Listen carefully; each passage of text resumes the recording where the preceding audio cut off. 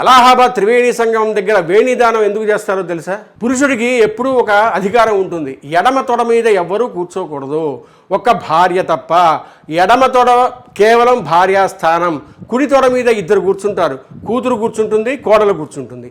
ఎప్పుడైనా మామగారి తొడ మీద కూర్చోవలసి వస్తే కూతురు కుడి తొడ మీద కూర్చోవాలి, అలాగే కోడలు కుడి తొడ మీద కూర్చోవాలి.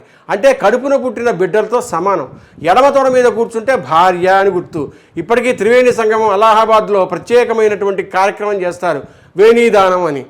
జన్మాంతరైనందు కూడా సువాసినిగానే ఉండాలి అనేటువంటి కోరిక ఉన్నవాళ్ళు భర్తతో కలిసి యాత్రకు వెళ్ళి, అంటే ఇది జీవితం మొత్తం ఒక్కసారే చేయాలి. భర్త గారి యొక్క ఎడమ తొడ మీద కూర్చుంటే వెంట్రుకల పాయ ఒకటి తీసి దాన్ని సమంత్రకంగా నదిలో కలుపుతారు.